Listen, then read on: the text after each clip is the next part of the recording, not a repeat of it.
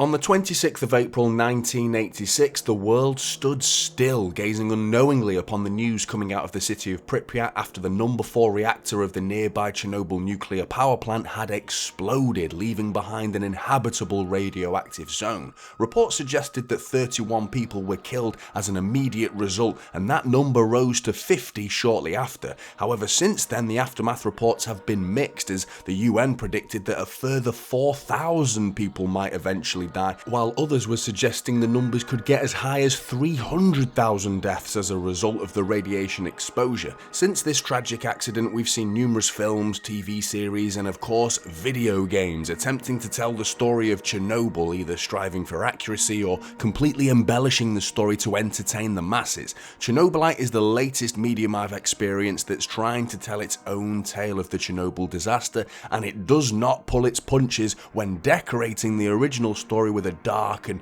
twisted supernatural perspective. Like myself and millions of others, we can often be drawn to stories that involve death and disaster because maybe morbid curiosity is an inescapable part of life, but why are we so fascinated? I think this captivation usually comes from the privileged position of safety when we're seeking a thrill from the mundanity of everyday life. The Chernobyl disaster enticed developers of the Farm 51 to create Chernobylite, which led their team heading inside the supposedly safe exclusion zone of Pripyat, but not before they signed a waiver listing all the disturbing possible side effects they could be on the receiving end of. A leg for an arm and an arm for a leg. The Farm 51 team 3D scanned as much of the zone as possible, creating one of the most accurate portrayals of the exclusion zone we've ever seen in a game. It's an incredible experience to wander these wastelands, visiting the real-life structures with objects that have been left untouched in such a beautiful setting. This is a shithole, isn't it? Chernobylite is a first-person survival horror RPG that'll likely please fans of the Fallout series. It spent well over a year in early access before sporadically releasing officially on the 28th of July 2021 on PC, then a few months later on the 28th of September for last-gen consoles, and finally on the 21st of April 2022 for the current-gen consoles.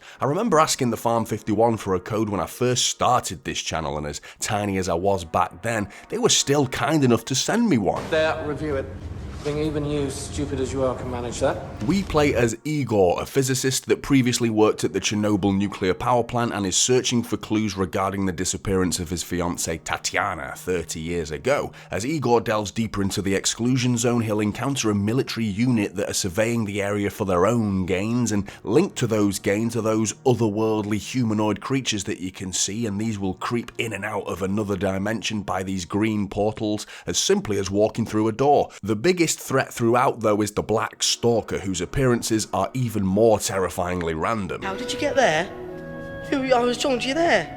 No, you're there. These do become a little predictable in late game, and I think his difficulty has been nerfed a little too much since early access, which is a shame because that buzz of the chase was never really replicated after his first appearance. Combat has certainly been refined since the start of early access, though it's still not perfect. The weapons feel really meaty, but it's the AI that lets the action side of things down, unfortunately, and it's because of this that the head-on combat is a much more fun method compared to approaching stealthily, but the developers' intentions were clearly to have stealth as the best method of approach. The enemies have a fairly accurate line of sight, but I would have loved to have seen a few additional features in the stealth, like hiding bodies, enemies waking up their unconscious buddies, a better use of the firework distractions, and a more obvious change in their behaviour when they get suspicious. But before we're actually given the ability to choke an enemy out, apparently the only other available option we have to dispatch an enemy without a firearm is to brutally stab the shit out of their chest, which doesn't help Igor's psyche. You've got to maintain Igor's psyche throughout, and yep, shredding someone's chest to bits will lower your psyche, who'd have thunk. The same can be said about massacring a platoon of armed soldiers, so it's encouraged to play nice, but with some delicious alcohol or a random mushroom that you found lying on the floor, you'll feel right as rain again. Good morning, starshine.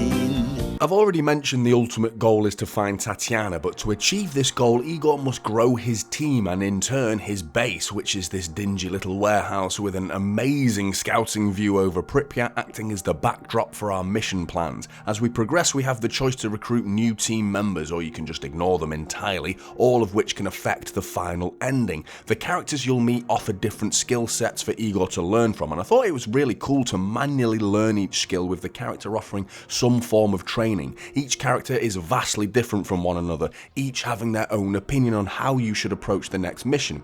Opposing or agreeing with a character's suggestion can impact your relationship with them, and these outcomes can often be reversed when the same character has a new proposition further down the line. Speaking with each character was a joy, with some hilarious writing, and the voice acting was pretty great.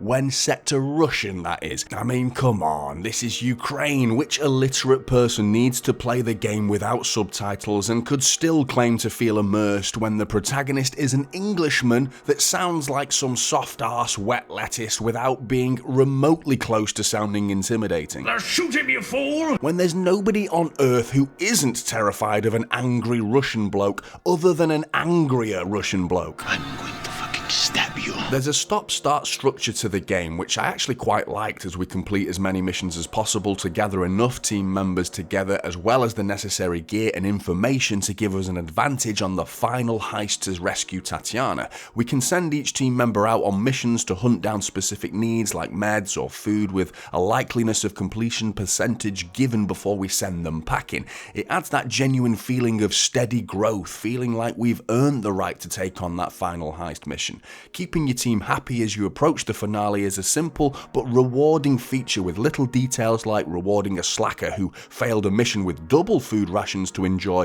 which will obviously please him, but it'll just as easily piss the rest of the group off. The main reason a military force has moved in is thanks to this precious resource known as Chernobylite, this glowing green rock that can be used as a material to build your base, as well as inserting a chunk of this stuff into your handheld teleportation device, which opens up a portal to return you back to your base. The choices that you make physically change the world around you, increasing radioactivity levels, a stronger military presence, or even a bigger monster presence.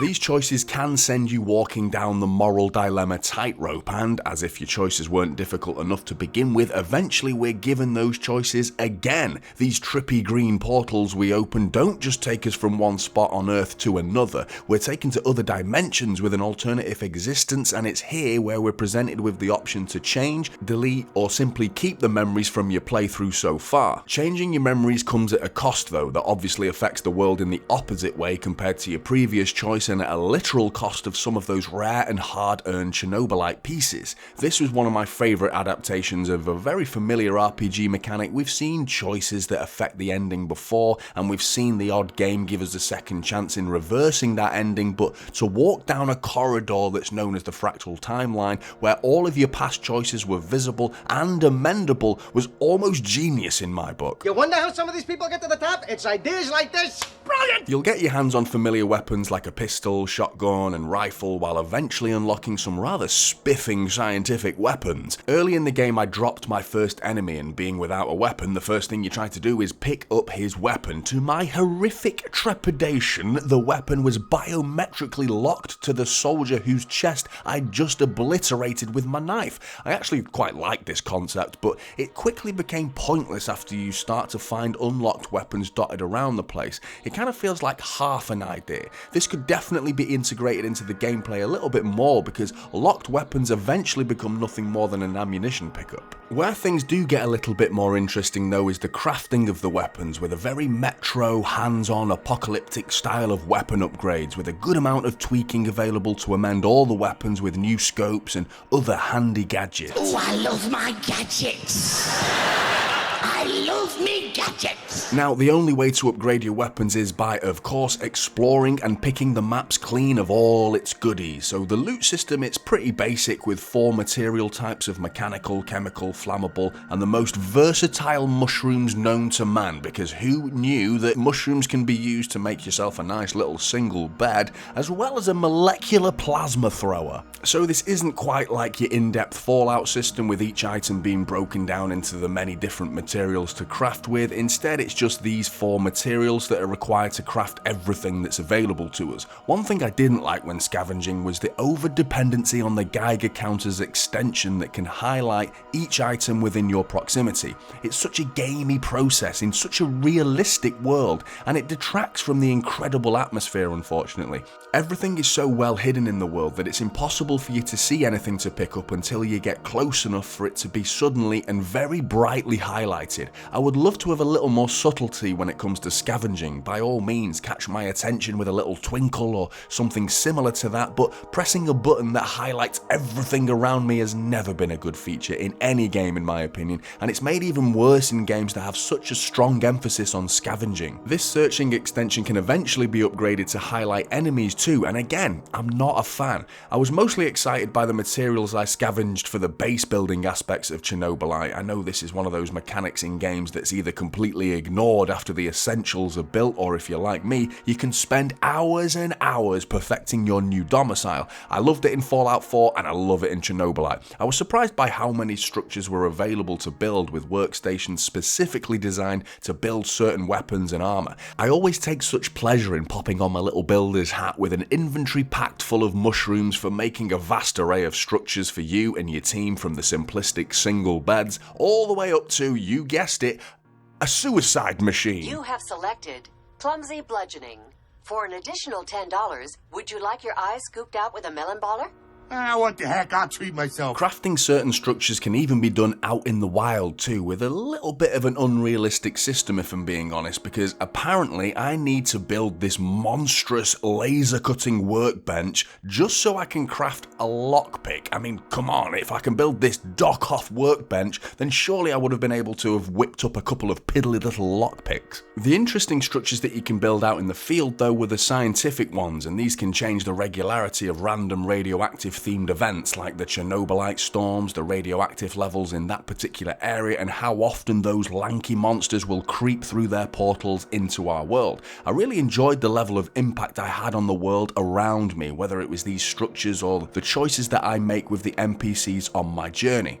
Atmosphere-wise, it's incredible, the best aspect of the game by far. Just wandering these desolate maps, even though each of them are pretty small and you'll be revisiting them pretty often, they're so dense with detail, with collectibles to find, NPCs with little side missions, and so many alternative routes with lots of little nooks and crannies to explore. Returning to these maps never really got old either, thanks to the ever-changing environment and easily some of the scariest standalone moments, alongside the constantly looming and unnerving knowledge that you're never truly alone. I felt the fear factor throughout was pretty strong actually, with plenty of jump scares and psychological games being played with these demented looking green-eyed dolls to find, so if you are susceptible to jump scares and have a phobia of dolls, then